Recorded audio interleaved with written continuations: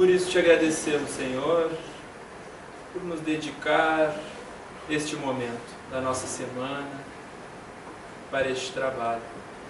Que nesta hora, todas essas energias que por aqui vão circulando, essas energias de paz, de conforto, de equilíbrio, chegue ao alcance dos nossos lares, dos nossos entes queridos, de todos aqueles que não puderam estar aqui hoje, de todos os irmãos desencarnados também presentes para este trabalho, que todos possam sair bem melhor de quando aqui chegar, mais fortalecidos e mais amparados. Então, com a permissão dessa equipe espiritual, nós damos por aberto nossa palestra mensal, Departamento Doutrinário, na noite de hoje. Que assim seja.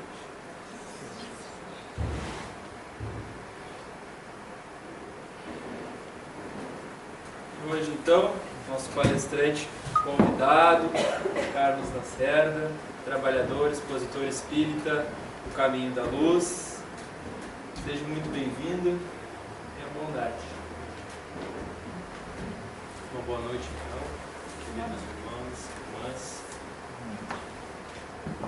Que possamos continuar nessa paz do nosso Mestre Jesus, no nosso coração, em nosso espírito, iluminando as nossas intenções realmente, o nosso pensamento. Em uma cidade pequena, destas que todos nós já temos em mente quando falamos de uma cidade pequena realmente, aquela em que olhamos, vislumbramos uma igreja, uma prefeitura, a sede bancária, quando tem a sede bancária ali, e as casas, aquele coreto, aquela praça, diz a história. E nessa cidade, como todos se conheciam, existia ali o padre, que havia batizado uns, feito o casamento desses mesmos uns, dos netos batizados, e assim por diante. Conhecia todo mundo. E como toda cidade pequena, todo mundo se conhecendo, existiam dois irmãos, um pouquinho menor que o outro, que tudo que acontecia de errado na cidade, para problema da mãe, a culpa era deles, dos dois. Então, desde a vidraça quebrada, alguma coisa na escola, alguma coisa suja, riscada, se o pneu do carro do vizinho furou, eram os dois. Embora não fosse tanta perseguição, porque na verdade os dois realmente aprontavam, diziam, e a própria mãe reconhecia isso, que eles muitas vezes pareciam os representantes do capeta ali dentro daquela cidade. E ela, já desesperada, porque já não tinha mais o que fazer com aqueles dois meninos, foi falar com quem? Com a autoridade maior da cidade, que era o padre. Um alemão muito grande, um homem grande, mãos grandes, um vozeirão que todos conheciam, amavam, respeitavam e às vezes até tremiam. Falando com ele lá na sacristia, disse: padre, olha, o senhor conhece fulaninho, beltraninho, e não sei mais a quem apelar, não dá mais.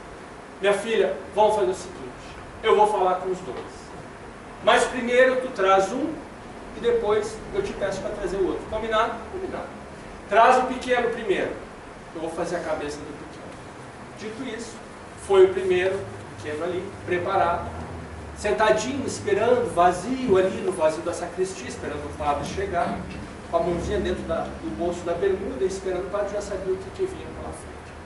O padre fecha a porta, cumprimenta e pergunta: meu filho, onde está Deus, meu filho? O menino só olhou. Te fiz uma pergunta: onde está Deus? Abrindo os braços. E o menino cada vez mais com as mãozinhas aqui para mim. Meu filho, pela última vez, onde está Deus? O garoto sai correndo, atravessa a praça, entra na casa, passa pela sala, o irmão já estava olhando a televisão esperando, se esconde dentro do armário, vem o irmão por fora. Abre a porta do armário do roupeiro, o padre pergunta: e aí, mano, como é que foi? O que o padre te disse? Mano, dessa vez nós estamos numa enrascada. Deus sumiu e está todo mundo dizendo: e o padre está aqui pra nós. Onde está Deus? Embora muitas vezes a gente não, claro, ninguém vai ficar nesse sumiço de Deus, mas quantas vezes, queridos amigos e amigas, nós nos perguntamos, ou alguém pergunta: onde é que está Deus? Ou então, Que mal eu fiz a Deus para acontecer tal coisa, para Ele fazer isso comigo. Olha, para começar, como se a gente tivesse condição de cutucar, de fazer mal ao amor absoluto, a este amor maior que é Deus, não é mesmo? Mas realmente muitas vezes se pergunta, onde é que está no meio deste mundo? Será que às vezes abandona um, abandona outro? O que acontece com a gente? Por quê de determinadas situações? Mas é lógico que esta caminhada hoje, ou pelo menos aqui, no conforto, tranquilos, no sábado à tarde, a gente conosco mesmo, nós pensamos, não, mas a gente raciocina e sabe que Deus está sempre por aí, está sempre com a gente. Está dentro de nós, está dentro de cada um.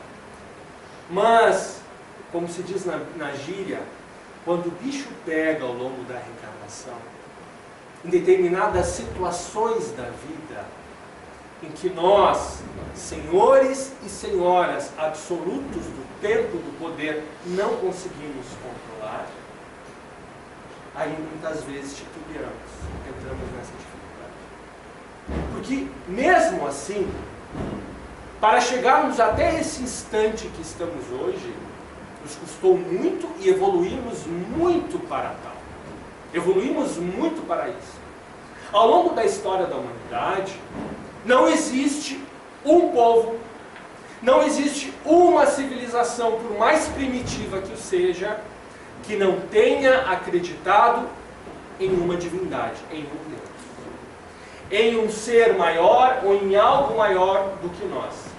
E não obstante, é claro, nós muitas vezes acharmos ao longo da vida que Deus não estivesse na personalidade de um ser, mas como nos povos primitivos muitas vezes acreditávamos, por essa teoria da reencarnação, nós lá atrás acreditávamos que Deus estava em determinada pedra. Quantos povos indígenas aqui na América do Sul, por exemplo, cultuavam Deus em determinada montanha, ou em determinadas pedras ou jazidas preciosas, porque nós achávamos que Deus ou os deuses estavam naquelas runas, naquele tipo de pedra, naquela lito em que nós ficávamos cultuando a Deus. Mas ao longo do tempo, ao passar de tudo isso, começamos alguns a achar que Deus não estava em determinadas pedras, mas, por exemplo, em determinados vegetais. Que o poder estava em determinados vegetais. Então, colocávamos determinadas flores, plantas, um poder maior, inclusive, do que o nosso próprio pensamento. Isso lá atrás, porque hoje em dia, por exemplo, ninguém coloca na frente da sua casa um vaso de comida, ninguém pode, para espantar uma olhada, para proteger. Ninguém cruza uma espada de São Jorge, ou duas espadas, porque cruza duas espadas de São Jorge, para colocar proteção em determinados locais. Ninguém planta a espada, ou ninguém sai por aí com uma folhinha de arruda para sair ou absorver, proteger uma olhada, absorver qualquer energia negativa. Isso eram coisas lá de trás, em que nós cultuávamos essas coisas. Mas aí aparece um ser que nos coloca em um caminho por uma força inigualável, uma força única, que é esta força de amor que nos rende, que foi Jesus de Nazaré.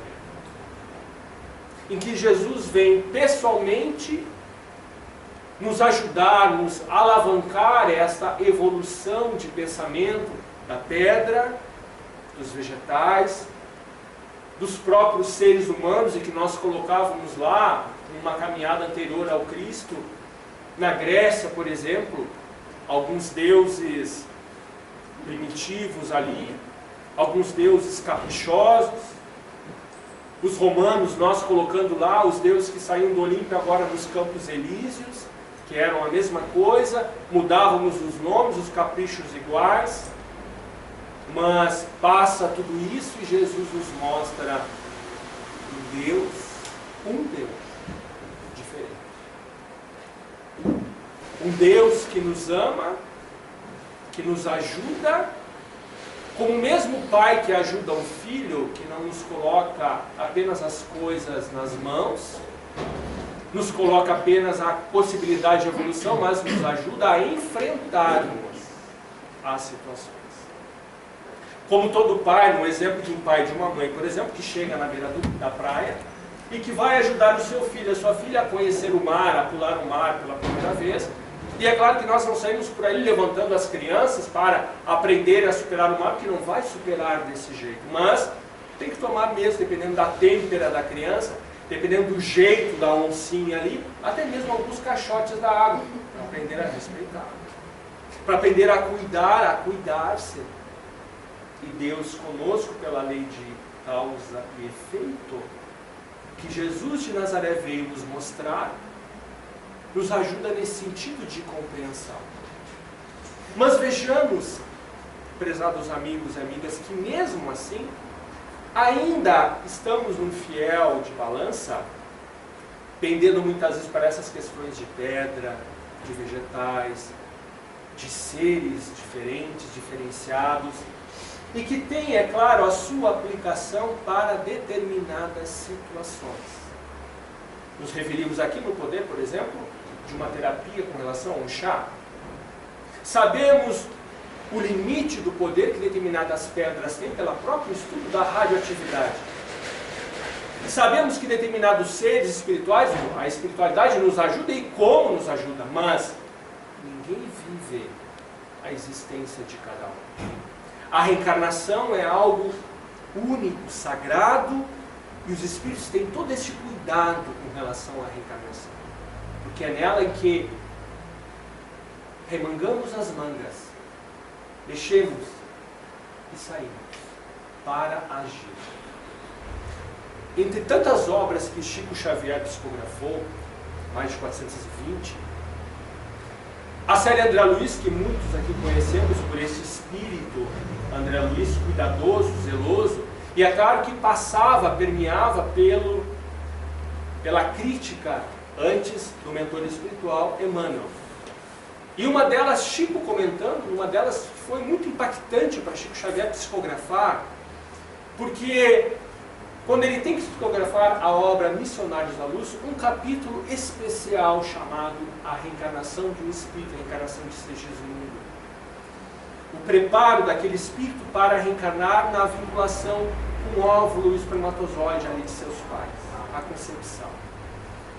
E aí Chico dizia que naquele momento estavam ajudando André Luiz, capitaneando André Luiz, intuindo André Luiz, nada mais, nada menos do que Emmanuel e Dr. Bezerra de Menezes. Tamanha importância que a obra, que a palavra, que o significado de reencarnação tem para a espiritualidade. Porque através da reencarnação que vamos ampliando esta ligação com Deus. Ora, façamos um parênteses com esta ideia de Deus para os nossos dias de hoje. A importância que temos de referências de pais e de mães para conseguirmos algo mais abstrato que é Deus. O concreto que temos de proteção, de amor, de alimento, de cuidados hoje no mundo, e esta é uma das importâncias da reencarnação, é pai e mãe. Então é lógico que a paternidade é um primeiro degrau para que o espírito possa entender, perceber o que significa Deus. A maternidade, lógico, junto, mas sentimentos ali, capacidades, psicologias diferentes ali para o desenvolvimento do ânima e do ânimos, da personalidade, enfim, mas a paternidade é o primeiro caminhada, o primeiro contato que temos para, com esta referência, conseguirmos melhorar a referência que temos já de outras encarnações com relação a Deus. E aí vemos hoje um mundo com essas dificuldades de relacionamento familiar, a estratégia que existe do plano espiritual perturbado para diluir a estrutura familiar, o pensamento de, não estamos aqui nos referindo apenas de pai e mãe dentro de casa, mas apenas da paternidade que assumiu, apenas da maternidade que assumiu, Porque às vezes os pais ali dentro de casa, naquela concepção tradicional, têm menos qualidade do que quando os pais, esgotadas várias situações, estão encaminhadas diferentes. Porque o que importa é a dedicação que damos para aquele espírito que não foi por acaso, está conosco. Mesmo que à distância, mas tendo a qualidade, a referência com Deus, a partir dali, fica mais fácil, fica mais tranquila, obviamente. Bem, então com relação a isso, quando estamos num ponto mais equilibrado, com essa paternidade, com essa nossa ligação, essa nossa relação com Deus, voltemos para este ponto da fé.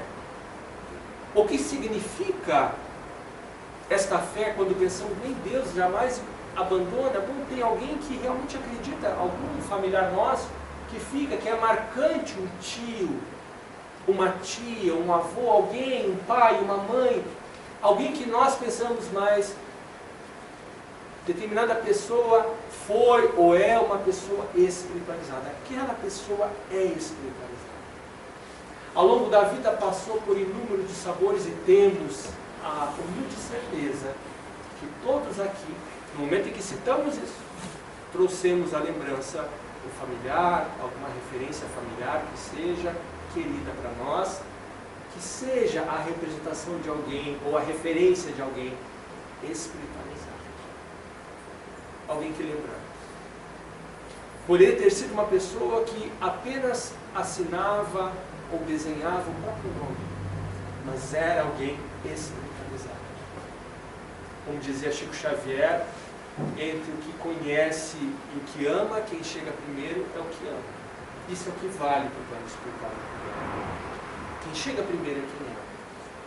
E a pessoa espiritualizada não é apenas aquela que tem uma religião, ou que segue, que pratica, que frequenta.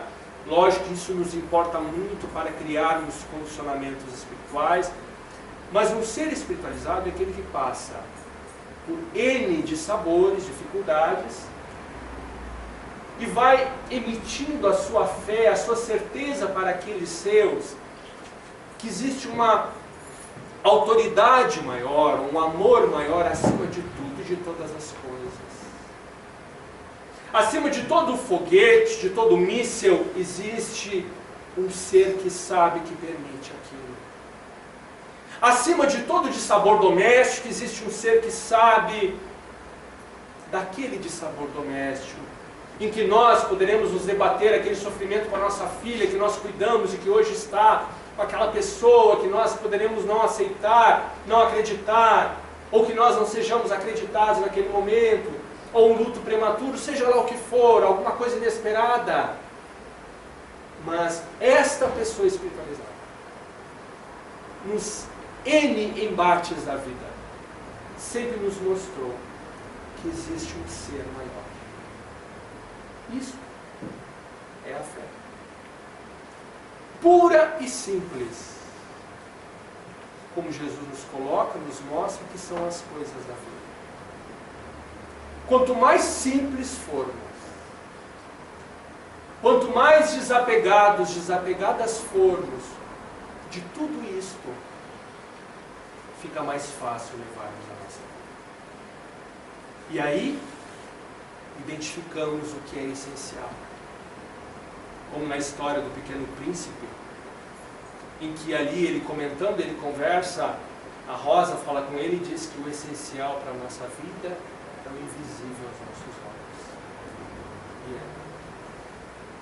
E essa estrutura que nos acolhe hoje, abençoada, que nos ajuda a refletirmos em conjunto, a encontrarmos o Cristo nesse momento de paz, de aconchego, de segurança, é importante, mas não é essencial.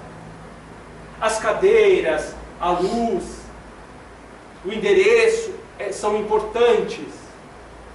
Nos preocupamos e devemos, é claro, mas não são essenciais. O essencial neste momento é invisível, mas nesse instante todos percebemos a essencial. Todos sabemos o que é essencial. Saímos daqui, ou sairemos daqui, com essa referência para a nossa vida como essencial. E aí, às vezes, contamos para o outro encontro, para o nosso novo momento durante a semana, ou no sábado que vem, enfim, para readquirirmos esta referência, ou para fortalecermos esta referência. E aí vamos modificando essa estrutura de fé, fortalecendo, amadurecendo essa estrutura de fé. Mas esta fé da criatura espiritualizada, desta referência espiritualizada de um parente nosso, por exemplo, é uma fé. Existem duas. É esta, que é a vital, que nós reencarnamos com esta fé. Mas existe aquela fé que nós vamos criando, que é esta fé acadêmica, científica, do conhecimento.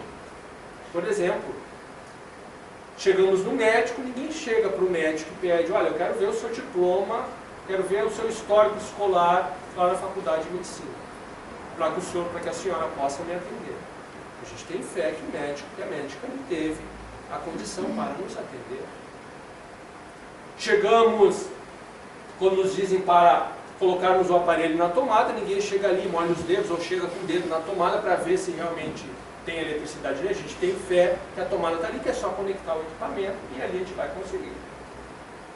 Quando a gente chega em determinado local, marcamos uma viagem de ônibus, de avião, de navio, seja lá o que for, ninguém liga antes para saber: olha, vocês vão estar aí, o avião vai estar aí, o navio vai estar aí. A gente tem fé que as coisas estão organizadas para que possam acontecer, porque fomos conhecendo o funcionamento das coisas. E Allan Kardec, quando nos traz a doutrina espírita, nos traz aquela tão famosa fé raciocinada, que é esta fé, que nos ajuda a entendermos, a fortalecer esta fé do inconsciente, esta fé do emocional, que ao longo das civilizações lá atrás estamos desenvolvendo.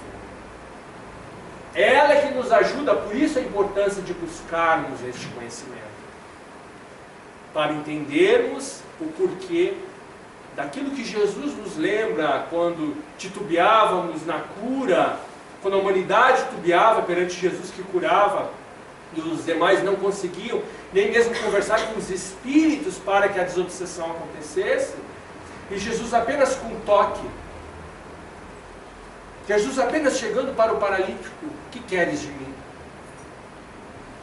Me liberta, Senhor, me cura. Tu queres realmente? Tens fé? Realmente queres realmente? Quero, Senhor. Então levanta-te. Senhor, consegui! Graças a Ti! Foi a Tua fé que te salvou. E aí vem os discípulos perguntando na descida do Tabor: Mestre, como é que tu conseguiste fazer isso? Nós não conseguimos aqui a manhã inteira. E aí Jesus mostra-nos, conforme Lucas: vós sois deuses. Tudo isso que faço, podereis fazer muito mais. Vós sois deuses. Jesus em nenhum momento disse que seremos deuses. Somos. Como espírito, somos deuses. Cada um do seu jeito. Dizem, pelo conhecimento da psiquiatria, da psicologia no mundo de hoje, que as grandes mentes da humanidade conseguiram, como Einstein, utilizar em torno de 5, 6% da sua capacidade cerebral. 5, 6%. Considerando o 100% que seria de uma profecia. 5 a 6. Nós então poderemos utilizar das nossas capacidades 1, 2, 3%, 4%. Não sabemos o que representa este 1% da capacidade do ser humano. Vejamos quando Jesus nos fala que somos deuses, a condição que temos para tal, para chegarmos a tal. Por isso que a reencarnação teve todo esse cuidado. Emmanuel e o Dr. Bezerra de Menezes tiveram todo esse cuidado no momento da psicografia de Chico Xavier e o livro Missionários da Luz. Porque realmente reencarnação é algo sagrado, no sentido de cuidado, de zeloso. Porque é ali que vamos nos libertar, vamos aprender a retirar o lixo mental que temos, para aprendermos a nos dedicar a fazer uma coisa de cada vez, a sermos mais leves, mais simples. A reencarnação serve para criarmos esses condicionamentos diferentes. Também, agora através de Ivone Pereira, Dr. Bezerra de Menezes, não mais com o Chico, mas com a média Ivone Pereira, dizia 3.000, 2.000 anos contra o Cristo, 3.000, 2.000 anos trabalhando a favor do Cristo. Então, se estivermos 1.000, 2.000 contra o Cristo, antes de cruzadas, estabelecendo discórdias, guerras, fomentando-as, questões políticas, perseguições, entrando em outras condições durante 1.000, 2.000 anos, tenhamos a certeza, para criarmos novos condicionamentos, novas maneiras inconscientes de vibrarmos, trabalhar por mais 1.000, 2.000 anos a favor do Cristo. E aí, quando enxergamos este Cristo que nos convida a entendermos este Deus, a sentirmos este Deus diferente, o que o Cristo, de uma forma simples, nos convidava?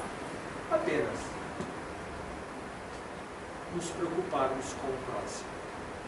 O tempo inteiro arregaçando as mangas para trabalharmos com o próximo. Porque no instante em que o ser preocupa-se com o próximo, em que olhamos aquela pessoa, paramos de olhar apenas para o nosso jeito. Saímos daquele egocentrismo, aquele egoísmo, cultuando o nosso ego apenas, e nos preocupamos com o próximo. Quebramos aquele pensamento de egoísmo, que fez parte, que foi importante lá atrás. Como é importante o egoísmo para a criança no momento em que ela está, que tudo ela diz que tudo é seu. O brinquedo é meu, é meu, papai, mamãe, é meu. Importante naquele momento. Quando vai crescendo, é importante que liberte-se, aprenda a repartir, a olhar o mundo agora externo, a aprender que existem coisas externas, coisas lá fora, não apenas os seus brinquedos, as suas situações. E nós, na caminhada espiritual, é a mesma coisa. Foi importante o egoísmo lá atrás, em uma civilização mais bélica, em uma civilização talvez mais machista, algumas mais feministas, em civilizações mais materialistas, o egoísmo lá atrás foi importante, porque eram que aquelas crianças espirituais tínhamos para viver.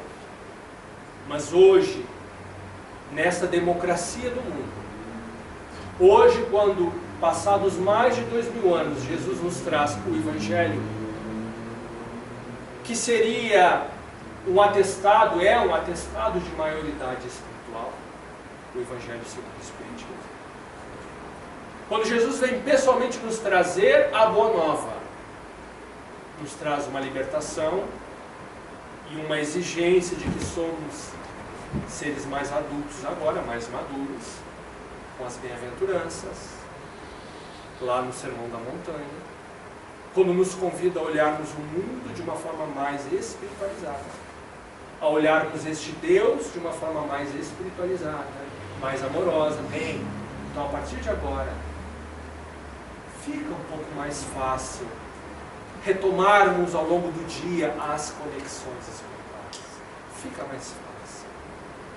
Embora é importante que tenhamos também a certeza, queridos amigos e amigas, que nós somos uma senoide ao longo do dia, ao longo da vida. Para determinados dias estamos lá em cima com o pensamento, no otimismo, por exemplo, mas com determinadas situações de preocupação, essa senoide desce, vemos para determinados dias.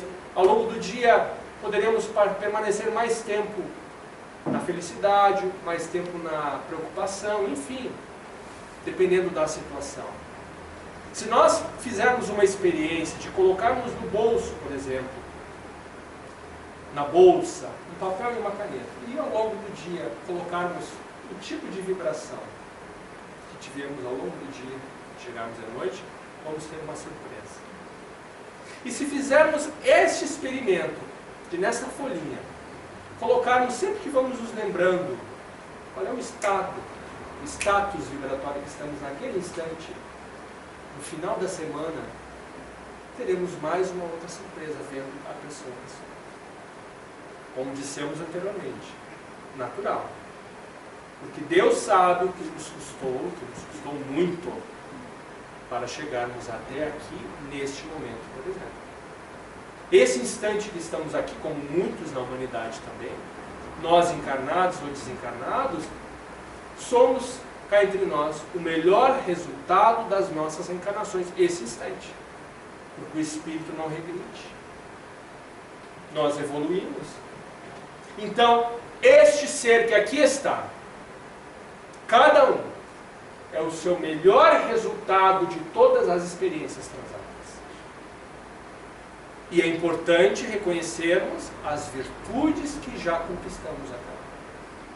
Porque em nosso mundo, muitas vezes tão pessimista, por esta mídia sensacionalista das coisas erradas apenas, ainda em desequilíbrio, doentes, aprendemos a olhar lá fora e olharmos dentro de nós apenas as coisas que temos por consertar. E lógico que temos por consertar, porque somos espíritos em evolução. Mas, conforme nos coloca ali, os espíritos colocam através de Allan Kardec na obra da codificação, reconhece-se o verdadeiro espírita pelos esforços que empreende para superar a si mesmo, para vencer as suas dificuldades. Não se reconhece o espírita pela santidade. Agora, é claro, ninguém vai errar, continuar errando pelas mesmas coisas. Porque nos amamos. Se nos amamos, reconhecemos as vibrações que temos, o jeito que temos. Ao longo do dia, encontramos, e é importante encontrarmos espaços mentais para esvaziarmos a mente. O espaço do silêncio. Sentir a pessoa que somos. Ah, mas fiquei nervosa desse jeito depois que fulana me falou aquilo, mas por que eu fiquei nervosa daquele jeito? Ah, mas ela tocou um ponto fraco mesmo. Ela não falou por querer, mas falou uma coisa que fez eu me sentir menor do que ela. Ah, eu desejei o que ela tem dentro de casa, o que ele nos mostrou, o carro que ele me mostrou, eu desejei. Ah, mas então não é uma questão dele, é uma questão minha. Ah, na verdade fiquei com medo, porque aquele caso de doença lembrou tal coisa de doença, enfim. E aí vamos percebendo o espírito que somos. E aí a reencarnação vai tendo este colorido diferente de otimismo como escola, como oportunidade, porque chegamos naquela caminhada de Jesus, que aí entendemos, sentimos o que Jesus quis nos dizer de orai e vigiai. No sentido de condicionamento espiritual. Aquilo que Bezerra de Menezes já nos fala. Em alguns momentos é importante orar, mas em alguns momentos o importante não é nem orar, é sairmos para agir. É clássico, isso nos chama muita atenção naquela passagem de Moisés, em que Moisés tem que sair com o povo judeu, fugir ali, sair do Egito, e tinha aquele horário porque o Mar Vermelho tem ainda o horário das marés, e o povo tinha que atravessar no meio do Mar Vermelho, e a espiritualidade já tinha dito para ele, olha Moisés, tem aquele horário, vocês têm que sair todos, vocês são numerosos, tem que sair naquela horário. E Moisés está lá, já falou com a turma toda, os judeus já estão meio que atravessando, se embolando, recolhendo seus pertences, enfim, e Moisés está ali, orando em determinado momento, e aparece, segundo no Êxodo, o Espírito que o guiava, que o auxiliava, e pergunta, mas o que tu está fazendo aí, Moisés? Eu estou orando, estou pedindo a proteção de Jeová, mas não é o momento de orar, tem que arrancar, sair daí com o povo. É o que nós te pedimos, já tinha que ter orado isso antes, agora não é momento. Orai e vigiai. Por isto, a doutrina do Cristo essa continuidade, Jesus nos mostra, a doutrina ela é altamente dinâmica para que o espírito veja que temos os potenciais, porque nós somos deuses. Jesus nos coloca: batei e abrir-se-vos-á. Buscai e achareis. Pedi e obtereis. Em nenhum momento Jesus disse, ao menos o que está escrito hoje aí que nós temos, que nós receberíamos sem pedir, ou que a porta vai se abrir sem que alguém bata na porta, que nós não precisamos pedir nada, buscar nada, que nós vamos encontrar. Não. Jesus nos coloca este exemplo de busca que tu achas. Porque é a partir daí que nós colocamos o pensamento diferente. A partir daí que nós colocamos o pensamento para encontrarmos este Deus. Aí nada nos falta. As coisas acontecem porque muitas vezes, por uma fatalidade, por uma questão reencarnatória, as coisas muitas vezes têm que acontecer. No livro Obras Póstumas, Kardec tem ali um comentário, que foi reunido depois, Obras Póstumas, do espírito Clélia de Plantier. E essa senhora fala que o espírito tem 3 tipos de comprometimentos espirituais. Por isso a importância de entendermos isso, para entender muitas vezes Deus e vermos que Deus jamais abandona. Deus está dentro de cada um. Mas diz que o espírito compromete-se consigo ao longo da vida pela lei de causa e efeito. Nos comprometemos conosco. Um comprometimento familiar, seria o segundo, e um comprometimento maior ainda de uma família, que é o comprometimento com uma nação, com um Estado, por exemplo. Então nos comprometemos individualmente. Por exemplo, fumamos ao longo da vida, em determinado período da vida. Nessa ou não, conforme as condições, seja lá o que acontecer, poderemos ter uma efizema, uma dificuldade, uma doença maior, um câncer, ou não. Ou reencarnarmos novamente ali numa outra condição, por exemplo, pequenininhos já na fila da bombinha em determinada condição.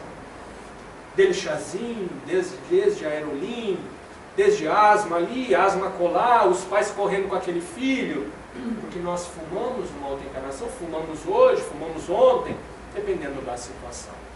Um comprometimento nosso, com nossa estrutura energética, nós mesmos.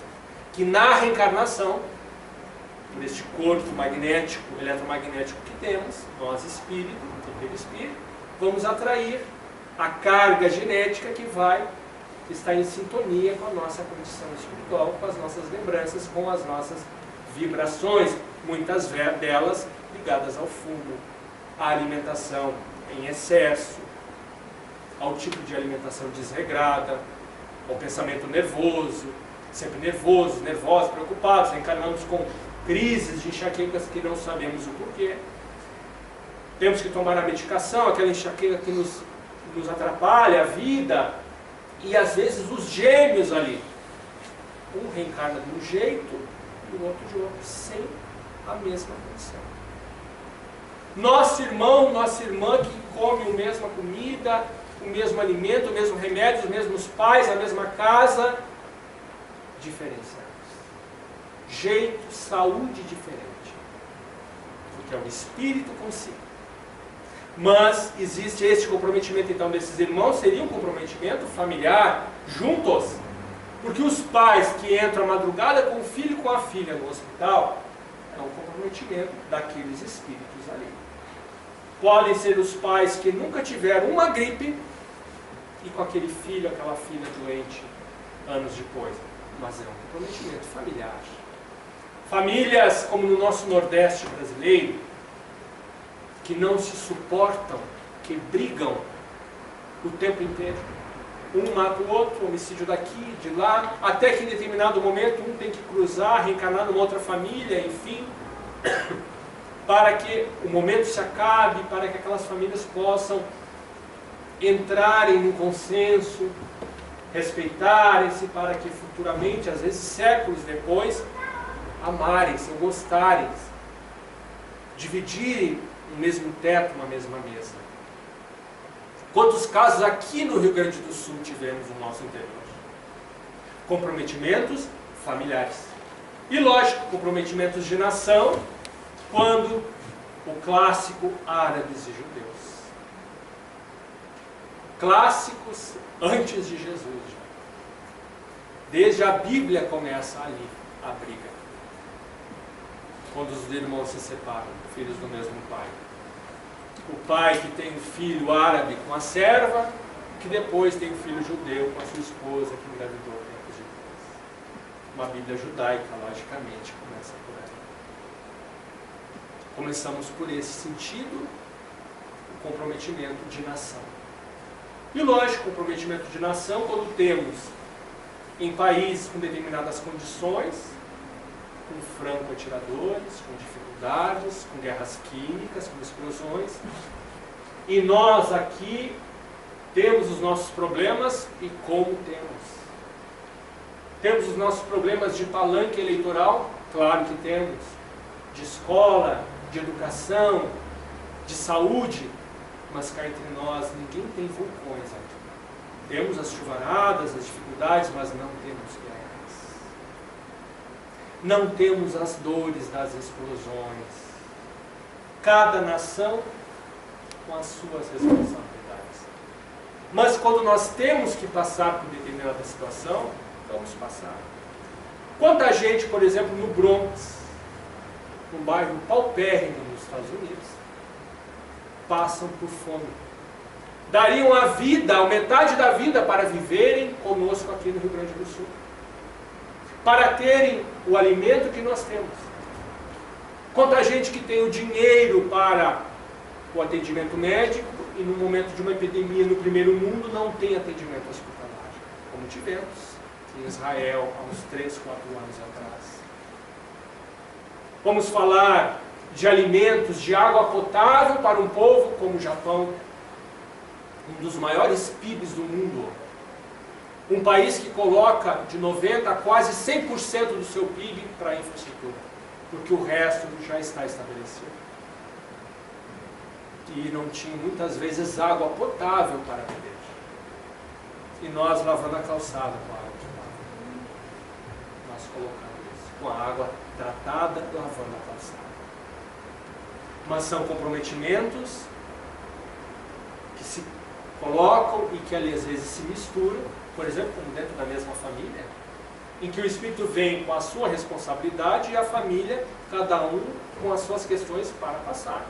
Por exemplo, famílias que vêm saudáveis e às vezes o último filho vem com uma determinada moléstia. Ou ao contrário, como foi a família de Beethoven, que a mãe quase o aborta porque os outros irmãos os outros irmãos já vinham com doenças de nascença. E ela persevera naquela gravidez e temos Beethoven em caminho. Um filho que destoava, que não tinha nem mesmo aquela carga daquela doença que os seus outros irmãos possuem. Porque são espíritos, cada um dentro do seu contexto. Quantos aqui já não nos lembramos, por exemplo, daquelas famílias, dentro de casa às vezes? O pai e a mãe casam, começam com determinada dificuldade, vão os dois trabalhando, começam do nada, aí vem o primeiro filho. Aí aquele filho às vezes recebe um bom presente de Natal, porque é o filho único, vem, material, tem as férias, programa das férias, é possível, junto o 13º ali, tem um filho único, dá um jeito. Aí daqui a pouco vem o segundo, já vai diminuir. Vem o terceiro, já não dá. Começam a aparecer as dificuldades naturais que todas as famílias possuem. Vem o quarto muitas vezes, ou vem o terceiro, vem ali, a família vai. Daqui a pouco aqueles 3 se desenvolvem, crescem, um estagia, aparece o dinheiro dentro de casa, o salário do pai ou da mãe, ou os salários aumentam. Vem o dinheiro, a casa aumenta, aparece, é construída a casa própria, o carro, está tudo mais confortável. Os filhos agora que já deram um duro, já estão no seu trabalho, e para surpresa de todos, depois de toda essa dificuldade, desses 3 filhos, o pai e a mãe, desses 5 espíritos, vem a célebre rapinha do tacho. para surpresa de todo mundo, com todo o dengo que os outros não tiveram. Aí, quantas vezes a rapinha do tacho escuta, que muitas vezes escuta, os outros começam a ficar com muita dor de cotovelo, dizendo: ah, mas nós não tivemos nem metade do que fulaninho tem. Não tivemos, porque não era para ter, não precisávamos ter, não estávamos no caminho reencarnatório nós termos. E para aquele espírito, no seu comprometimento familiar, agora, individualmente, tem a condição de reencarnar naquela folga, naquela tranquilidade. Vejamos, por esta lei de reencarnação, que ninguém fica sozinho. Tudo acontece, conforme nos lembra esse espírito Clélia de Plantinha na resposta, de acordo com o mérito e a necessidade de cada um. A tranquilidade que temos hoje, por exemplo, talvez lá atrás, alguns meses ou alguns anos atrás, não seria possível, nós não teríamos capacidade para usufruí-la, como hoje temos o equilíbrio para usufruir, por exemplo. Ou a dificuldade que temos hoje é para nos preparar para gozar lá na frente a tranquilidade, a estabilidade ou a saúde, enfim, que hoje não temos, quem sabe, condições para usufruir, para gozar. Cada um conforme a sua vibração. Por isso o pensamento tem este poder. Por isso essa ligação com Deus tem essa importância lá desde o início em que cultuávamos as pedras, os vegetais, os deuses do Olimpo, os campos elíseos também, para depois chegarmos a esse Deus de amor, esse Deus maduro dentro de nós. A partir daí, para termos então, a partir de agora, o pensamento diferente. Um pensamento mais focado nas nossas realizações. Em que nós podemos fazer tudo aquilo porque nós somos deuses. Embora nem tudo hoje nos convenha, mas temos condições. Porque o nosso destino, o fatalismo que temos, é o fatalismo evolutivo. Por mais que vamos espernear, vamos nos revoltar com Deus, com a espiritualidade, com os mentores, que não queiramos, que teimamos em determinado caminho, perdemos tempo. Mas Deus, no seu amor, nos coloca para a sua direção. Então todos, segundo Emmanuel dizia, passaremos pelas artes, pela ciência, pela tecnologia, para conseguirmos chegar naquela condição crística, nessa condição do Cristo que Ele veio nos trazer. Embora, lógico que ainda estamos longe, porque mesmo para espíritos como Emmanuel, mentor espiritual do nosso querido Chico, mesmo como espíritos como Joana de Ângeles, esse espírito que ajuda, que amplia o nosso conhecimento através de Divaldo Pereira Franco, mesmo para esses espíritos, eles reconhecem que muitas vezes eles não conseguem entender, sentir direito o que significa Jesus. Jesus, para Emmanuel coloca, Jesus é uma referência. Jesus é um hausto, uma luz, uma lavanda de manhã, um perfume de manhã. Jesus é um bálsamo. Jesus, chamam na espiritualidade, ele mesmo coloca como um divino amigo. Até dedica uma obra, através de Chico, titulada Divino Amigo, porque é o jeito que ele consegue entender. Joana de Ângeles coloca, através de Divaldo Pereira Franco, que na espiritualidade ainda é difícil entendermos o que significa Jesus de Nazaré. O que significa este amor de Jesus de Nazaré? Este amor que nos liberta.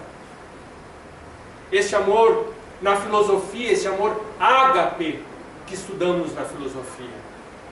Esse amor que faz com que queiramos o melhor, e o melhor não é o melhor para nós, não é o melhor para vós, para ele, para ela, não. O melhor é único. O melhor do amor, o melhor ágape, o desprendimento. Esta é a referência que ele nos convida. Por isto, nos seus 33, 35 anos ou mais aqui encarnado na Terra, Jesus insistentemente nos mostra o caminho para servir. A assistência à promoção social. Porque só através dela vamos desenvolvendo o amor. Entregando um copo d'água com amor. Mesmo quando alguém vem, nos para no trânsito, nos pede dinheiro, e que não vamos entregar, dependendo da situação, porque sabemos que aquele dinheiro vai chegar para alguém que vende armas, para alguém que trabalha com tráfico, mas não nos custa dizermos, hoje eu não tenho, e olharmos para esta pessoa. Porque quantas pessoas na nossa cidade, no nosso mundo, às vezes passamos e observamos que talvez elas, nos colocando na condição delas, elas se sintam desencarnadas, não vistas, ao menos pela maioria. Muitos até viram o rosto para não olhar, como se estivessem desencarnadas. Às vezes observamos na rua alguns sentados, deitados no chão, sentados no chão pela própria cultura do seu povo, e passam 10, 20, como se ali não tivesse ninguém, quase pisoteiam nas obras dos seus trabalhos. Os seus trabalhos. E agimos como se fossem desencarnados. Quem vem se tremendo pelo crack no carro, e vemos que são pessoas inofensivas, e são. A não ser aquele que vem às vezes com a mão armada, mas não está se tremendo ali, que vem com a mão armada, vem todo arrumado, toda arrumada. Não aqueles que moram na rua que amam de armas, que não as possuem. Até porque se as possuísse, já as teriam entregue na mão do traficante, para ganhar uma pedra que fosse. Não tem nada disso. E nós nem para dizermos, olharmos nos olhos e dizermos, hoje eu não tenho. Ou darmos uma bala, uma bolacha, um agasalho, alguma coisa que seja. Porque essas pessoas também sentem fome. Essas pessoas também sentem frio. E também titubeiam como nós, no conforto, titubeamos onde está Deus. Que mal fizemos a Deus para acontecer isso. E quantas vezes em que nós passávamos com a nossa sociedade aqui o caminho da luz, entregando a sopa no centro de Porto Alegre, embaixo das pontes na época. E escutávamos de meninos e meninas que nos diziam, ao receberem a sopa, que nós ficávamos ali conversando com eles, sábados à noite. E eles diziam, eu prefiro estar aqui do que estar dentro de casa, porque aconteciam coisas terríveis dentro de casa. E moravam, não por opção, por necessidade, moravam na rua. Repartiam a ponte por necessidade. Porque é lógico que gostariam de estar em fofas camas, no chuveiro, no banho tomado, dentro do seu lar, por mais pobre que fosse. A não ser uma pessoa masoquista que queira sofrer, mas na maioria, claro que gostaria de estar. E é Jesus nos convidando para estarmos no lugar do outro. Quando uma mão se estende, muitas vezes aquela pessoa pode mudar o seu conceito de Deus. Com aquele copo de água e sorriso que foi entregue, uma água entregue. Quando entregamos um alimento, por mais simples que seja, às vezes nós somos a última instância da espiritualidade. O último convite, ou a última parada que a espiritualidade tem consigo, para lembrarmos pelo calor humano para aquela pessoa que Deus existe, antes que ela cometa um suicídio, por exemplo. Com esta visão que no livro dos Espíritos coloca ali, os Espíritos colocam nos dizendo: sereis considerados no plano espiritual, não pelo bem que fizeste, mas sim por todo aquele bem que, tendo condições de fazer, não o fizeste.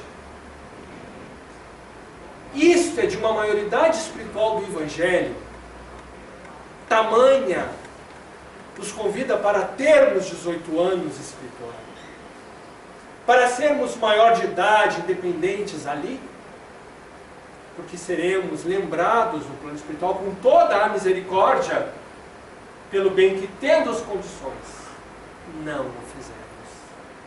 Então, a partir daí, saímos daqui, e hoje ou amanhã, na nossa parada de ônibus, se alguém cai, tem um mal súbito, ou tem um enjoo, que não está bem do nosso lado no ônibus, poderemos ter a certeza.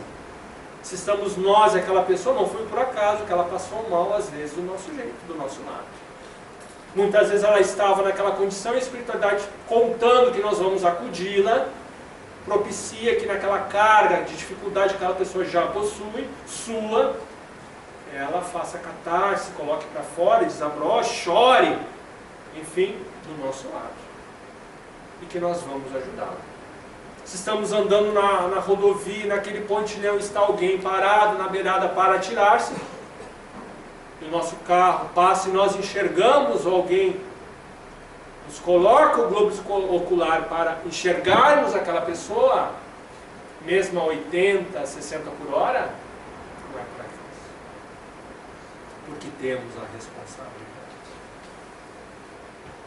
Porque o cristão é reconhecido pelo muito que amamos. Aquela figura do feixe de varas de Jesus, ela é muito forte. Porque fechamos com varas ali e ninguém verga, ninguém quer. Pegamos uma e ela é quebrada.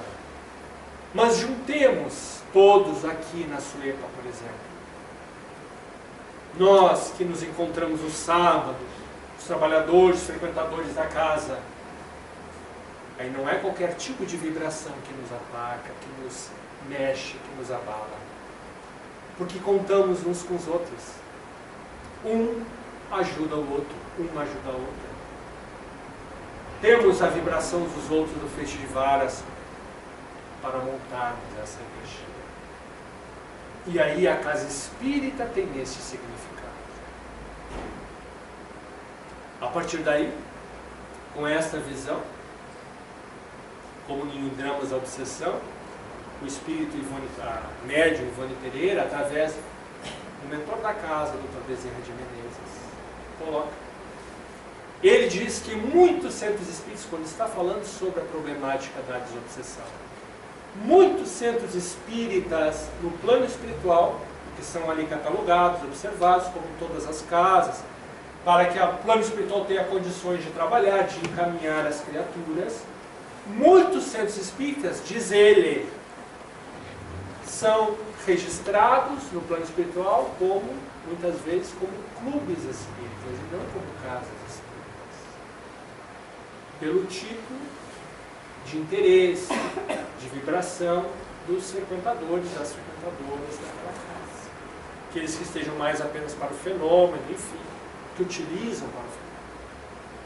Agora, muitas casas, e aí sentimos quando entramos numa casa espírita, pela vibração que ela tem, são casas do Cristo. São casas que movimentam a energia para encarnados e desencarnados. Que saímos hoje, no sábado à noite, como aqui, provavelmente as coisas aconteçam. Os espíritos durmam, descansem, para que no trabalho de obsessão possam ser despertados e aparecerem como aparece na nossa casa espírita, também na desobsessão. Dormem, estão ali reféns, muitas vezes são retirados do nosso lar, da nossa casa, ficam por ali muitas vezes presos, reclamando, na madorma, e na desobsessão são acordados e fazem a catarse através do médium e da médium. Reclamam porque tem que voltar para dormir e estão presos aqui. Mas é por misericórdia, por esta casa de amor. Por isto a importância do amor nas nossas vidas para acreditarmos em Jesus. Não importa as dificuldades que tenhamos. Para encerrarmos, lembramos desse espírito Chico Xavier, que todos lembramos de Chico. Quem não se sente bem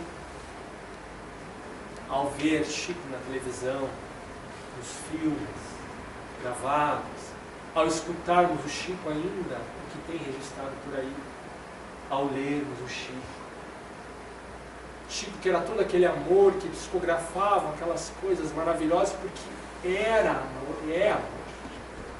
Que é amor. O pessoal chegava naquele paletó dele, arrancava o paletó, mexia nas mangas, outros mexiam, chegava a deslocar a peruca do lado, e ele aqui, amando um, amando outro, abraçando, aquela paciência, aquele jeito paciencioso mineiro dele, e psicografando como psicografa o livro A Boa Nova, um clássico da nossa querida doutrina espírita. A passagem do espírito Joana de Cusa. Uma mulher que se destacava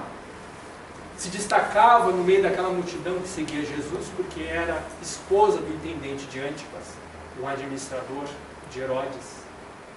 Um homem muito rico, que ao sabor dos ventos judeus, romanos, colocava o seu amor perante os deuses de um, deuses de outro. E ela, que já estava tocada por Jesus de Nazaré, seguia Jesus e tinha sua dificuldade dentro de casa. Tinha dificuldade porque o marido era um homem ambicioso, materialista, que queria apenas os negócios, a política, a vaidade, ali daquele jeito.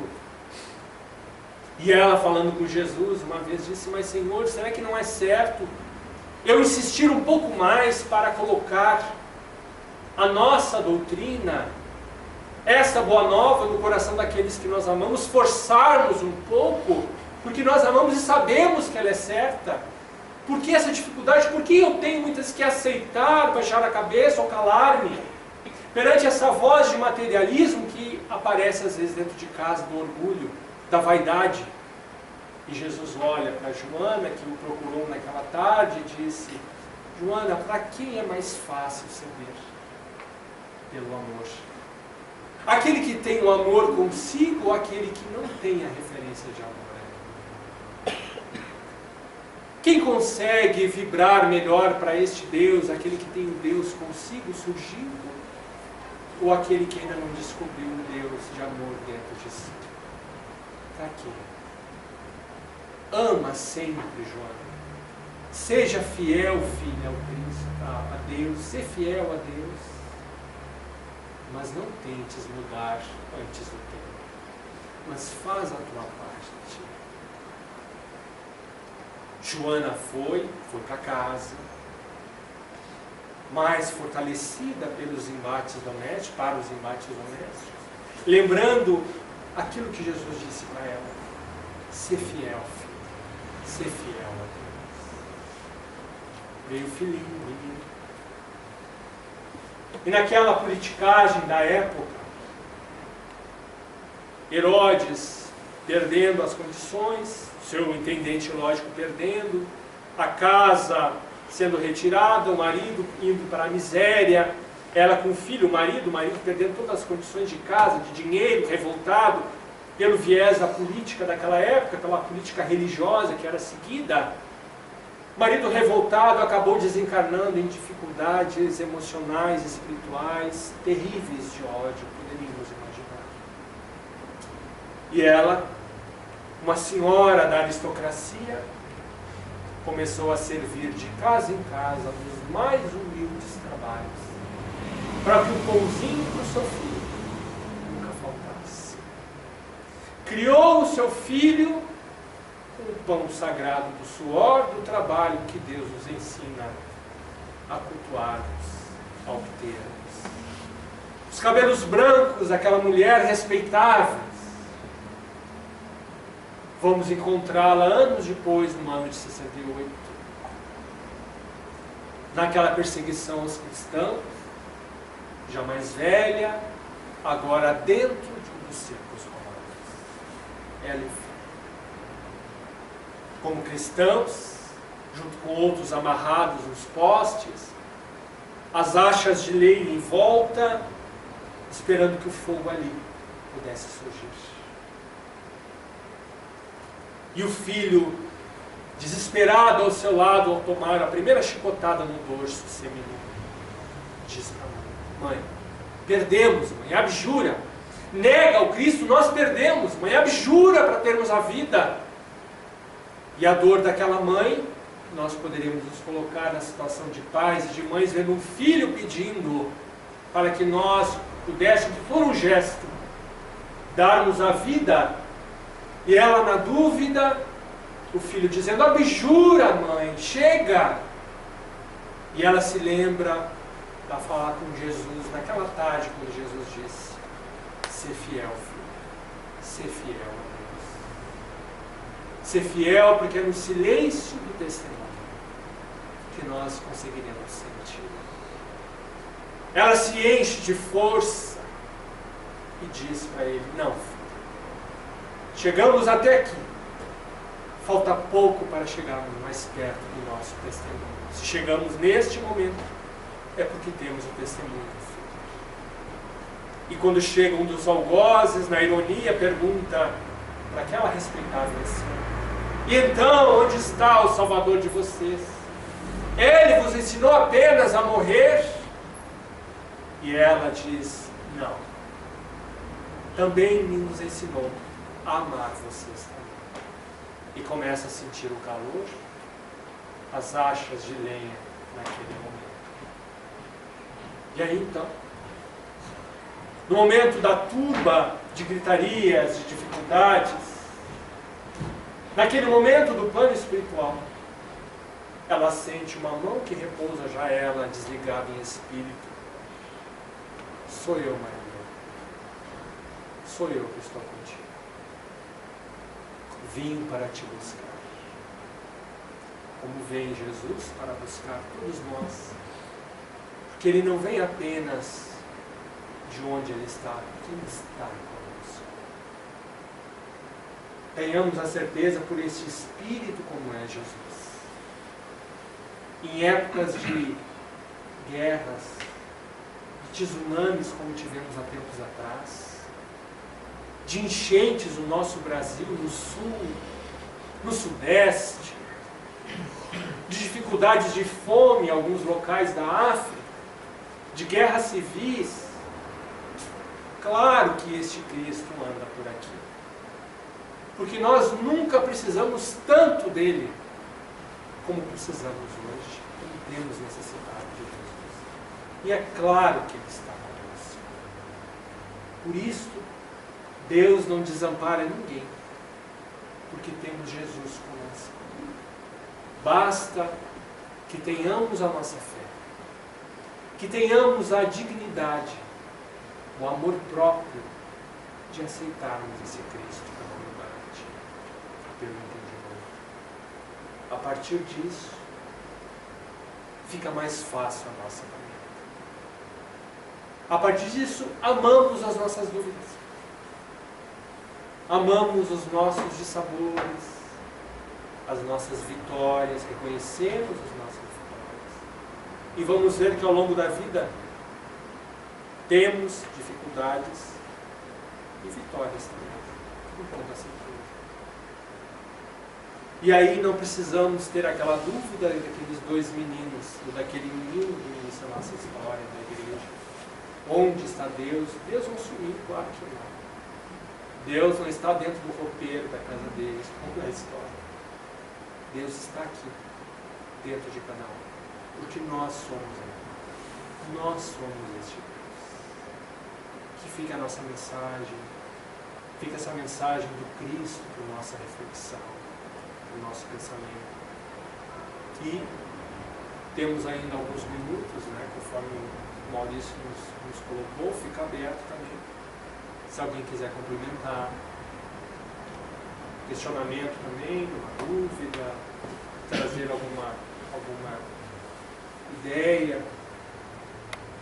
Estamos em casa, estamos em família, estamos à disposição.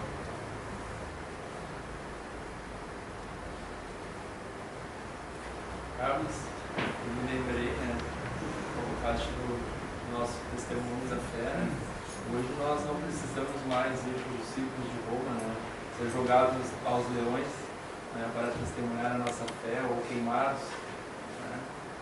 Me parece que hoje os momentos que nós temos para testemunhar a nossa fé são os nossos pequenos problemas aprendizados que surgem na nossa vida, não é? E aí a gente pode comparar com antigamente, Hoje parece mais leve a nossa caminhada, realmente, colocar. Fisicamente é mais leve. E isso isso é um ganho, um mérito de evolução que a gente tem, porque olha, só não ter nos preocupar com estes círculos, com essas atrocidades, pelo menos de uma forma coletiva, dantescas, que aconteciam, realmente é um ganho, é um mérito da humanidade muito grande.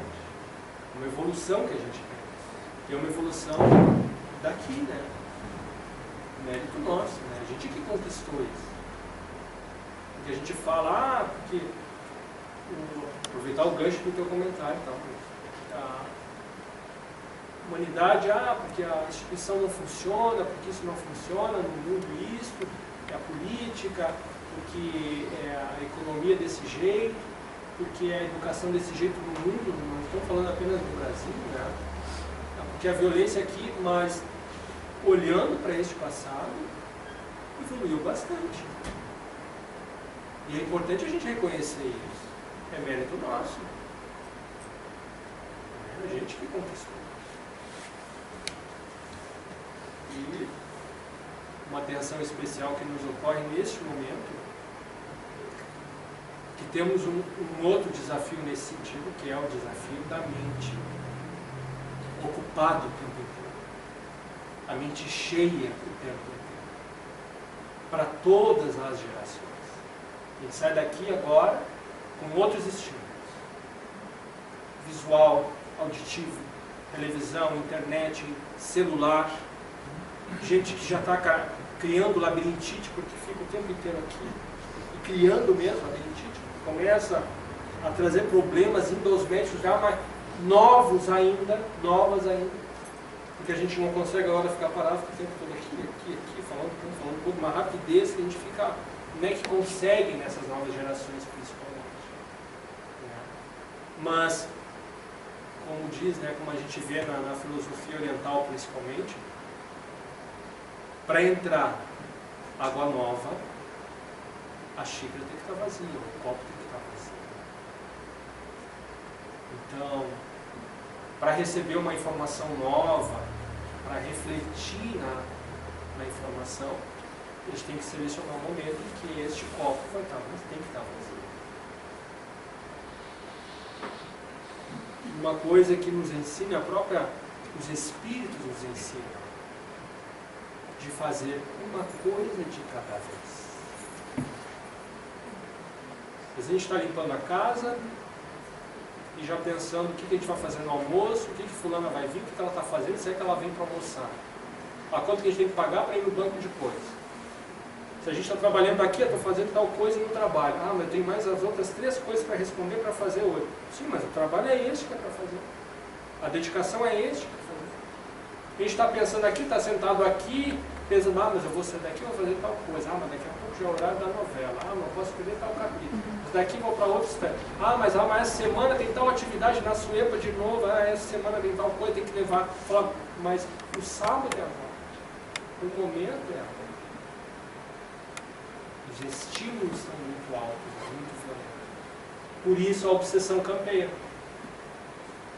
Por isso a obsessão campeia no nosso mundo. Porque as mentes estão tão cheias que nós não temos condições de substituir por novos pensamentos. E desobsessão é novo pensamento. Então quando alguém nos diz, Eu sou espírita, por exemplo, tenho uma religiosidade. Eu frequento ou não frequento, não precisa de frequentar um determinado local. Tudo bem. Não precisamos, por um aspecto. Não precisamos de locais, porque não temos rituais. O espírito não precisa para se ligar a Deus. Claro que não.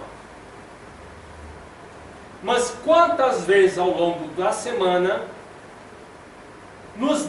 criamos espaços mentais de tempo como esse de hoje? Se retirarmos os sábados, se retirarmos determinado dia da semana da casa espírita, teremos a disciplina de criarmos aquele instante o hábito mental de esvaziar um pouco a cabeça?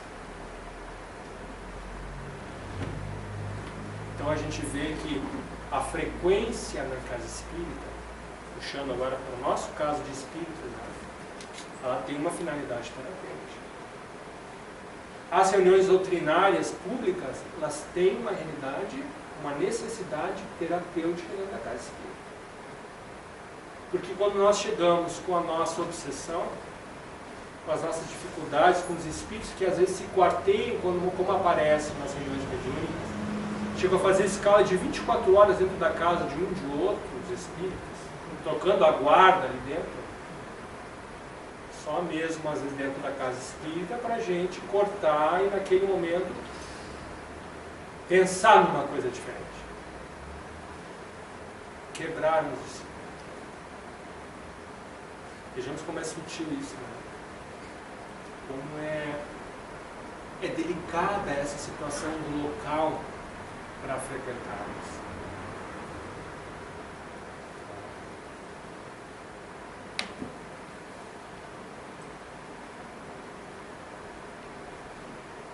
Tudo bem?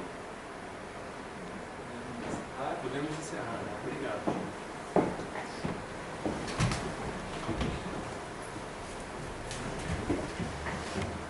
Bom, Carlos, nós te agradecemos imensamente esse trabalho maravilhoso que realizaste conosco hoje, tão bem intuído, eu acho, tão bem conduzido, com tantos conceitos, com tantas reflexões aí para a gente levar para casa e sair daqui pensando, não é? Te agradecemos imensamente e faço o convite já para a nossa próxima palestra mensal e última do Departamento Doutrinário, do dia 29 de novembro, com o João Felício, com o tema processo reencarnatório. Convido também, sempre temos alguns rostinhos diferentes na casa, os grupos de estudo, que é uma maneira que nós temos de dar continuidade a todo este conteúdo que aqui recebemos nas palestras, que saímos motivados a pensarmos, a refletirmos, a modificarmos o nosso comportamento, os nossos hábitos. A maneira de darmos continuidade é nos vincularmos à casa, nos vincularmos a um grupo de estudo. E a nossa casa permanece durante todo o ano com 2 grupos abertos, que é o CA nas sextas-feiras às 8h15 da noite e sábados às 12h30 o Oeste, que é um viés mais jovem. E também tem evangelização e grupo de paz aos sábados, às 15:45. Então fica o convite. Já está virando o ano, mas a gente pensa, vou deixar para o ano que vem. Não é? Chega o próximo ano e a gente não começa. Então vamos aproveitar já esse ano a nossa disponibilidade. Eu convido então, Carlos, fazendo a nossa prece de encerramento, por favor.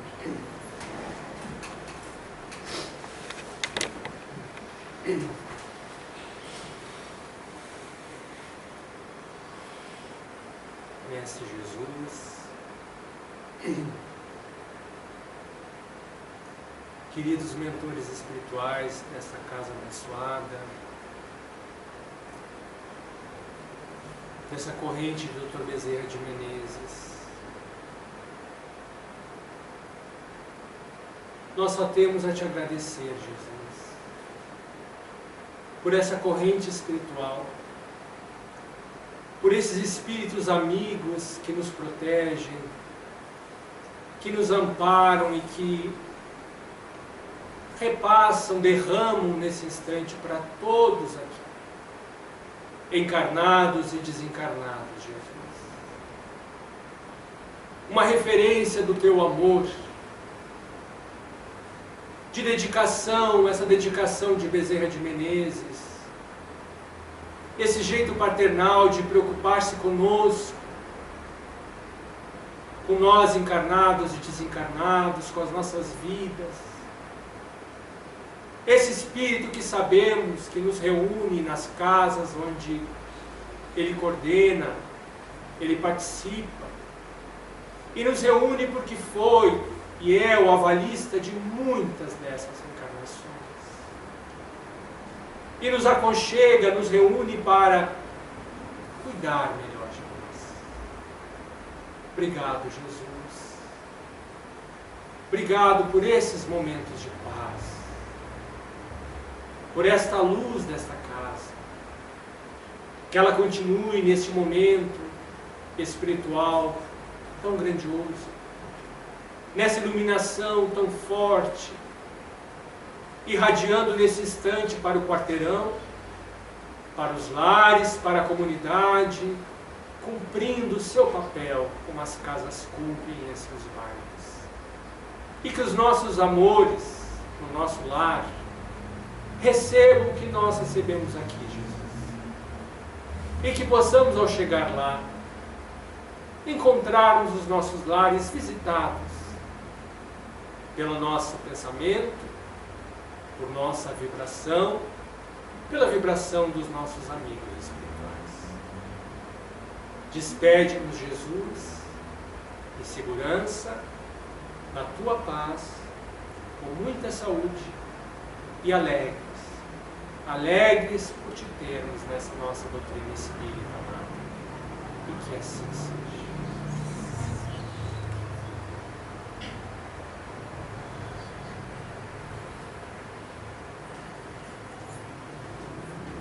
Boa noite a todos, obrigado pela atenção.